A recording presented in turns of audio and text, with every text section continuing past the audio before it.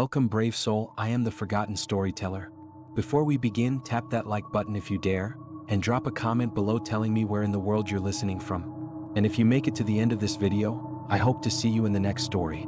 I hope you're ready, because I am. Let's begin. The Pacific Northwest swallowed Maya and Ryan whole. Towering pines, their needles thick as carpets, blotted out the sun, casting the forest floor in perpetual twilight.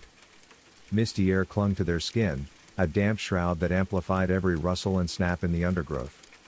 Miles from civilization, the closest ranger station a distant dream accessible only by foot, Maya felt a thrill mixed with a prickle of unease. "This is amazing, right?" she asked, her voice echoing slightly in the dense woods. She turned to Ryan, who was adjusting the heavy pack on his shoulders. Yeah, it's woody," he replied, a hint of sarcasm lacing his tone. "You know I'd rather be at home watching the game. But I'm glad you're happy." Maya's smile faltered slightly.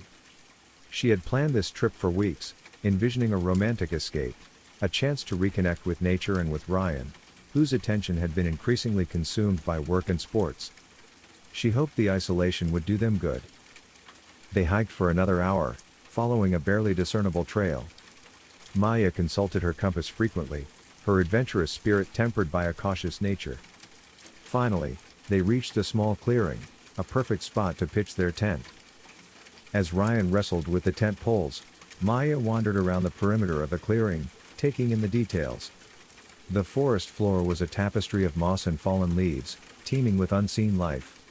She paused, noticing a series of deep scratches on the trunk of a nearby pine. They looked fresh, the raw wood exposed beneath the ripped bark. "Ryan, come look at this," she called out. He emerged from the tent, a frustrated sigh escaping his lips. "What is it, Maya?" "I'm trying to get this thing up." She pointed to the scratches. "What do you think made these?" Ryan shrugged. "Probably a bear. Or a mountain lion. Relax, we have bear spray." He dismissed her concern with a wave of his hand and returned to the tent. Maya wasn't convinced. The scratches were too high, too deliberate. And then she saw them, boot prints in the soft earth near the base of the tree. They were large, much larger than Ryan's, but what made them truly unsettling was that they were barefoot. She didn't say anything to Ryan. She knew he'd just brush it off.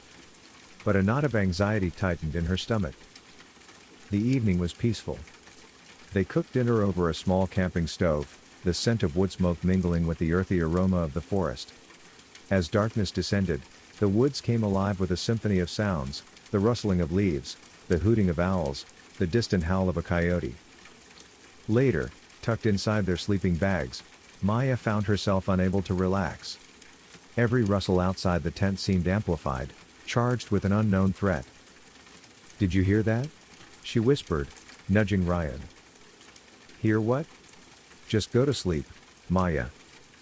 Then it came, a distinct snapping of branches, closer this time. Followed by something else, something that sent a shiver down her spine, soft, heavy breathing, just outside the tent. "Ryan, please," she pleaded, her voice trembling. "Something's out there." He sighed heavily. "It's just an animal, Maya.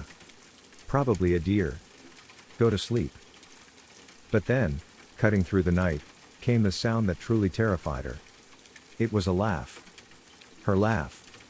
It was a perfect imitation of the joyous peal that had escaped her lips earlier that day when she'd spotted a particularly plump mushroom. But now, in the darkness, it sounded hollow, distorted, utterly devoid of warmth. "See? You're just hearing things," Ryan mumbled, rolling over. Maya stared at the tent ceiling, her heart pounding in her chest. It wasn't just an animal.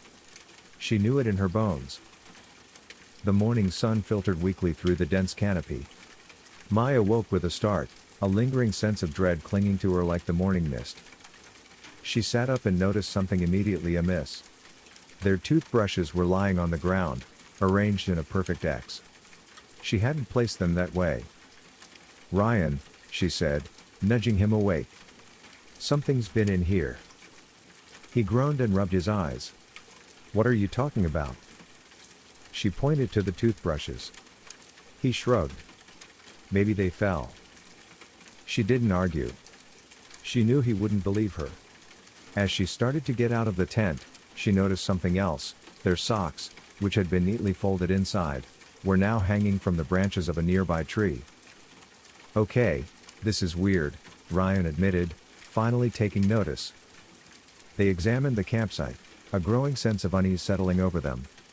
Nothing was missing, but everything was subtly disturbed, rearranged in a way that felt both deliberate and nonsensical. Later that day, as they hiked deeper into the forest, Maya couldn't shake the feeling that they were being watched. She kept glancing over her shoulder, scanning the shadows for any sign of movement. That evening, as dusk settled, she saw it. Standing in the trees, partially obscured by the gloom, was a figure. Tall, impossibly thin, and pale as bone. It stood motionless, watching them. "Ryan," she whispered, grabbing his arm. "Look." He followed her gaze, but after a moment, he shook his head. "I don't see anything." "It was there," she insisted, her voice trembling. "I saw it." He sighed. "You're letting your imagination run wild, Maya. It's probably just a trick of the light." Back at the campsite, Maya couldn't sleep. She lay awake, listening to every creak and groan of the forest. Sometime in the middle of the night, she heard it again, the soft, heavy breathing, closer this time. She squeezed her eyes shut, trying to block out the sound, trying to convince herself it was just her imagination. The next morning, they found a trail of bare footprints circling their campsite. Just like the one she'd seen near the scratched tree, these were large and strangely proportioned, the toes too long, the arches too high. They circled the tent, disappearing into the dense undergrowth. "Okay, seriously, what the hell is going on?" Ryan finally said, his voice laced with worry. Then, Maya spotted it. Hanging from a branch of a nearby tree, a torn piece of Ryan's shirt. He hadn't torn it. She was sure of it. "We need to get out of here," Maya said, her voice firm. "Now." Ryan didn't argue. He packed their belongings quickly, his usual skepticism replaced by a palpable fear. They started hiking, following the trail they had taken in. But something was wrong. The path seemed to twist and turn, leading them in circles. "This doesn't make sense," Ryan said, checking his phone. "No signal anyway. We should have reached the main trail hours ago."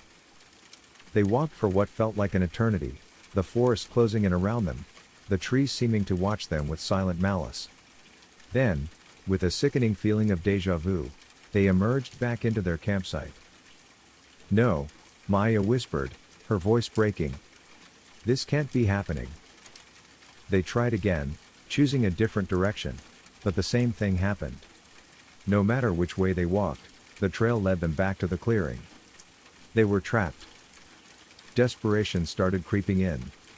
As they sat by the fire, exhausted and defeated, Ryan suddenly froze. "Did you hear that?" he whispered. "Hear what?" Maya asked, her heart pounding in her chest. Then, from deep within the forest, came a voice. Ryan's voice. It was calling for help, the words distorted and filled with pain. That's me," Ryan stammered, his face pale with terror. "But I'm right here." The voice echoed through the trees, growing fainter, beckoning them deeper into the woods. Ryan started to move towards the sound, but Maya grabbed his arm. "No!" she shouted. "Don't go. It's a trap." He hesitated, his eyes wide with fear and confusion. The voice faded away, leaving a chilling silence in its wake. That night, driven by a desperate need to understand what was happening, Maya began a thorough search of the campsite.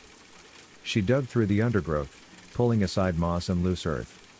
Finally, her fingers brushed against something solid. It was a small, leather-bound journal, buried just beneath the surface. The leather was cracked and worn, the pages yellowed with age. With trembling hands, she opened it. The journal was filled with panicked entries, written in a shaky script. It was the account of another camper, lost and tormented in the same forest.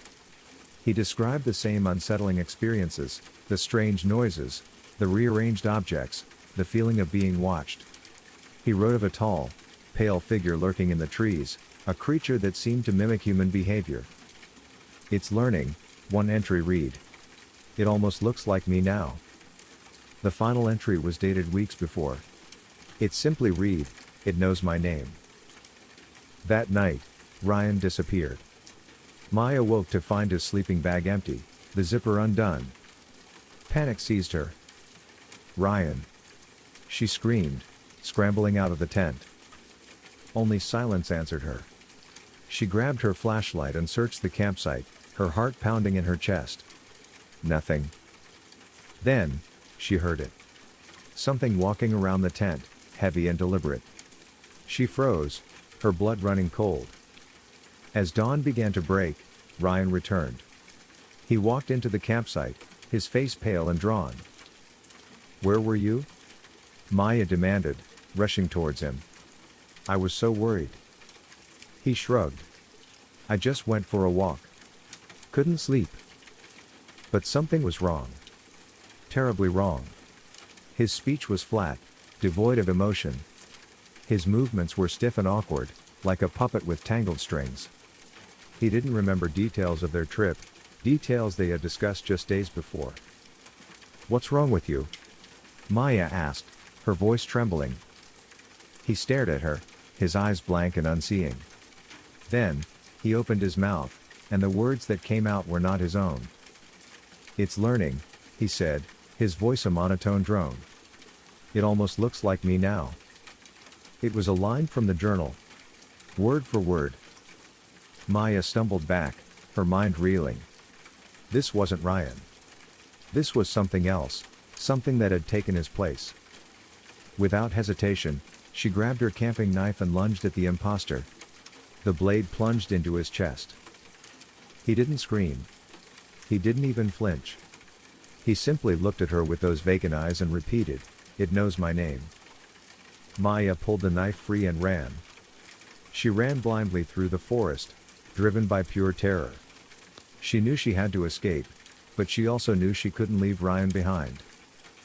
She doubled back to the campsite, her heart pounding in her chest. She had to find him.